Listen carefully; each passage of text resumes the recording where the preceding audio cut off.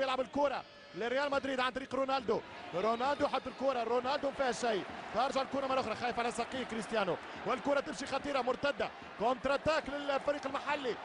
ليفانتي عنده كرة صعبة، ليفانتي عنده كرة صعبة مش ممكن.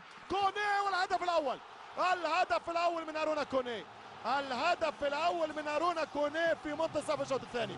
1-0 لليفانتي في كبرى المفاجآت في هدف نموذجي. كوني يسجل الهدف الأول. 1-0 من كوني بعد خطأ فادح في تمركز المدافعين المدريديين.